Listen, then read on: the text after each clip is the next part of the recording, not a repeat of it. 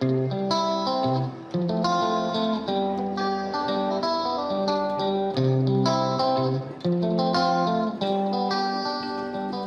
everybody and welcome back to the channel. Now this week's video is about using ND filters and coloured filters such as orange filters, yellow filters for black and white work to darken down blue skies and give an increase in contrast.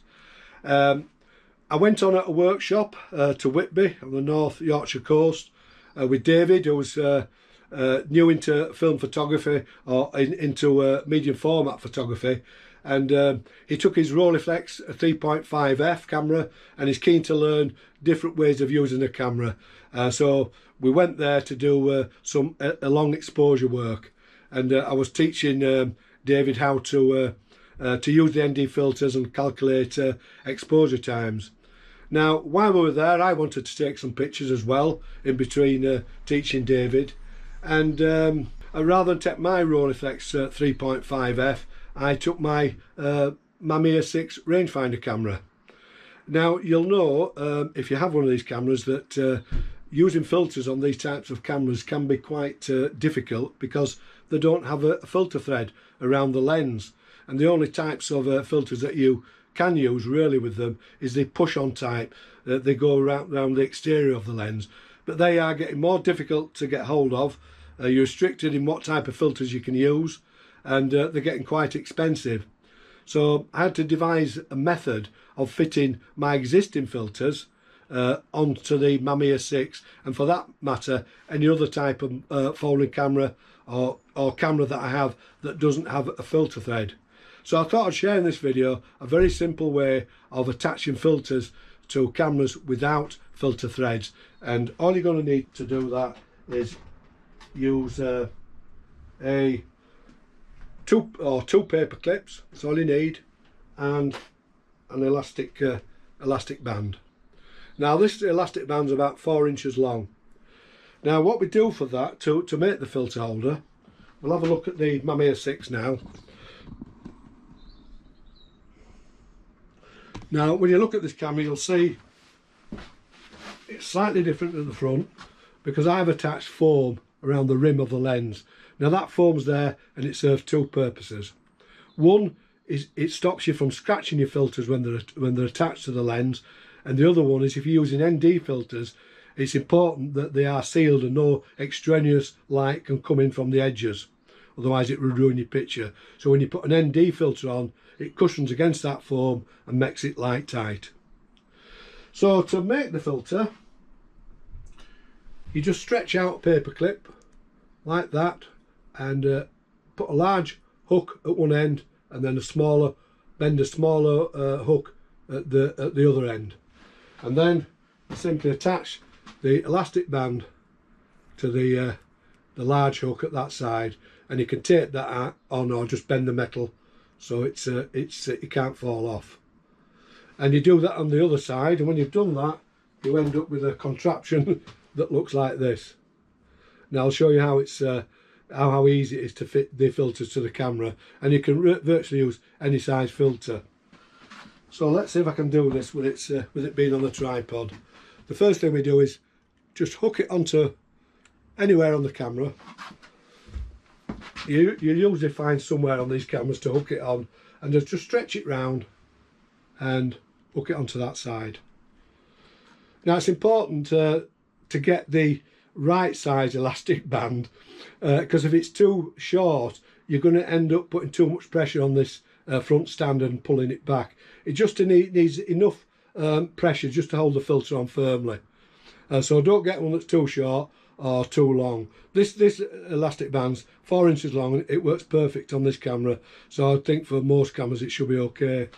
Now to attach the filter, I'm going to use the ND filter. This is a broken one, but it'll work. Just hook it on at one side like that, keeping hold of it, don't let go, and then hook it onto the other side, and then make sure it's well seated, and that filter's fixed firmly onto the front of the lens, It's an ND filter. The foam will stop light, extraneous light getting in at the edges.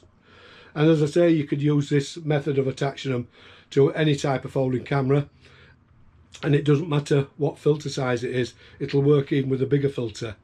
So that's how I fit filters to this camera, and it'll also explain, when in the video you see me just fitting filters, it'll explain what I'm actually doing. And it's using this, I call it the Henson filter adapter.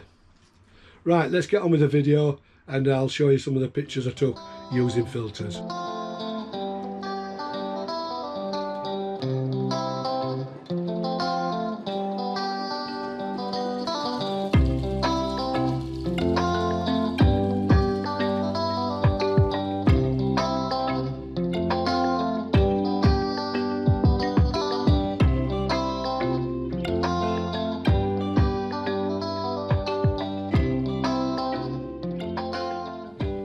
So we arrived at Henson, just outside Whitby, but unfortunately got the tide times completely wrong. The tide was going out, so we had to make do with what we had. The first photograph that I saw was the cottages in the distance framed by the bridge. So I set up the Mamiya 6. I used the Henson adapter to fit the ND filter to the camera. Took a light read, and the exposure was 16 seconds at f16, and that's just give a little bit of flow to the water, which is the river that's flowing into the sea. So that wasn't a bad start. The next photograph I just turned to the side, and I like the framing of this, the minimalistic look of it with the rock in the foreground, although I wish I'd allowed a little bit more room. It's a little bit tight, but I've got away with it. And the outcrop of land in the distance coming into the picture, and the ND10 filter has just added a little bit of movement to the sky. There wasn't a lot of movement in the clouds, but it's just softened the image, giving this nice ethereal feel. The exposure for this was 8 seconds at f8. Right, with those two pictures out of the way, I started to get my photographic head on. And I saw these groins leading out to the sea, and I thought that would make an interesting picture. So I fitted an orange filter to the Mamiya 6, and I did that for two reasons. One, that it would increase the textural quality on the actual groins, the cells, and in the sand, and also it would add a little bit more definition, making the clouds stand out in the sky. I used a wideish aperture on the Mamiya 6, focusing on the near groins. The aperture was f5.6, and I did that so that the rest of the groins would go slowly out of focus, and it would give the apparent feeling of more depth in the image. The exposure was 1/100th of a second at f5.6. So I left for Henson and headed for somewhere called Saltwick Bay, which is not far out of Whitby. I wanted to give David a chance to photograph an old shipwreck called the Admiral von Tromp, which sank there in the 1950s. But on the way, we found this old church. It's St Stephen's Old Church at Flyingdales, and we had a walk round the graveyard first, and I saw this gravestone with a chain and an anchor hanging from it, and I thought it's quite fitting, seeing that we're near the coast, to take a photograph of that. So I set the Mamiya up on the tripod, again fitted an orange filter. I used the orange filter here because I want to increase the texture in the stone, darken down the green grass, and add some definition to the sky. The exposure for this was 1/100th of a second at f8, and by focusing on the chain, even at f8, it's thrown the church slightly out of focus, which I quite like, because again it adds a visual depth to the image.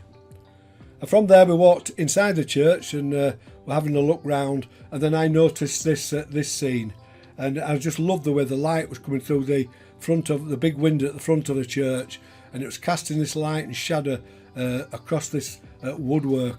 I love the shape of the railings and the flowing panelling that goes up to the pew. So got the Mamiya set up again, and I still left the orange filter on just to give me a little bit more contrast and texture in the picture. The exposure for this was 1/60th of a second at f8, and I think it's come out really well considering the dynamic range, and that's because I've used a developer such as Pyrocat, which controls the highlights extremely well. So from there we left St Stephen's Church and made our way to Saltwick Bay, and on the way down the path I saw these long grasses, and I thought that might make a nice picture with the grasses in focus and the background slightly out of focus.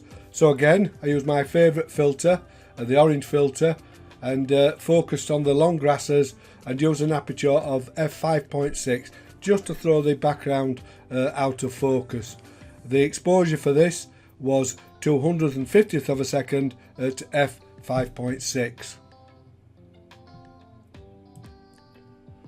As we walked down the path, I saw this tiny person on the beach, and I took this picture to give some scale to the size of the actual cliffs around Saltwick Bay. And as you can see here, this is a person walking on the beach, and I think it does help give scale to the image. Again, the orange filter, and the exposure was at 100th of a second at f8. So after that shot, we walked down the steps onto the sand of Saltwick Bay, and then it transitions into a solid slate bed, and that's where the shipwreck, the Admiral von Tromp, lays. And you can see in the background there's a big black rock that sticks up, and it's known around those parts as a black nab.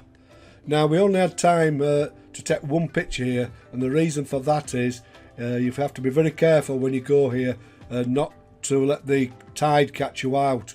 And when we went, the low tide was coming in quite quickly, so we had to get this picture and nip smartish out of there. We didn't want to get trapped. Again, I used the orange filter. It increased the texture and the rust on the shipwreck itself, and it's give definition and darken the sky down a little bit.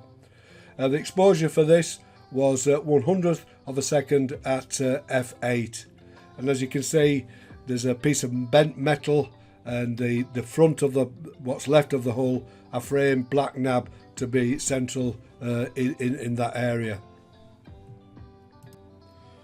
So we walked away from the shipwreck onto the beach, and I just saw this little inlet coming in with rocks at either side, and I thought I'd just take a picture of black nab in the distance and use a long exposure just to blur the gentle water that was coming in off the sea. So I fitted a 10 times ND filter, and the exposure was 16 seconds at f22. So that was the last photograph in Saltwick Bay. So we climbed up the steep steps and got out of it with intentions to go to Whitby. By now we was feeling very hungry. We'd done a lot of walking, a lot of climbing, and a lot of talking. So our intentions was to go into Whitby and get something to eat. But as we was going back to Whitby, we saw this old church. It was bathed beautifully in evening sunlight, so we thought we'd take one last picture. So I got the Mamiya out, set it up on the tripod, and attached an ND10 filter to the lens using the Henson Laggy Band filter adapter. And the picture, as you can see, it's okay, but I didn't get the amount of motion blur in the clouds that I wanted. Unfortunately, the clouds were very slow in moving, so we didn't get this motion blur. But it didn't turn out too bad, and it did capture that light falling onto the church. From there, we did eventually end up in Whitby, and what finer way than to finish a good day off with some good old Yorkshire fish and chips. Now, there are a few things you can learn from this video. First of all, that necessity is the mother of invention, and I had to think of a way of being able to attach filters to the Mamiya 6, and I did it in the way that I've shown you, and by doing that it's made the camera a more versatile camera. Just using ND filters puts you in another world of photography, because you can get your exposures really down and you can introduce this motion blur. Unfortunately, we did mess it up a little bit. The tide was out when we got there, so we couldn't get any motion blur in the tide coming in, and the clouds were moving very, very slowly. And I could have done with longer exposures to get the motion blur that I actually wanted. But we have to take what we get. But you know, it did soften the clouds, and it gave that slightly different look. But on a more windy day with more cloud movement and with the tide in, you would have really seen you know, that the ND filter and slow exposures give you a completely new dimension to your photographs. The other thing is using filters: yellow, red, orange. I've got all those filters. I occasionally use a yellow filter, but the filter that I use mostly in sunlight is an orange filter. I use the orange filter to add more definition to the sky. It just darkens down the blue and makes the clouds pop a little bit. And an orange filter also increases texture in such like sand, in wood, and in general it just gives you better texture in stonework. It'll also darken greens, which can be handy. I occasionally use red filters, but I don't really like the effect that the red filter gives. It has to be the right sort of subject, such as a skyscraper going up with a blue sky, and the red filter will really turn that blue sky to near black. But you know, you have to be really selective using the red filter. So that's the end of the video. Hope you enjoyed it. I'd also like to thank David who came on the workshop with me. Thank you very much, David, for supplying the pictures that you took of me taking the pictures. If you've any questions, leave them below and I'll get back to you. If you like the video, please give me a like. Better still, subscribe to my channel. And once again, stay safe, and I'll see you all in the next video.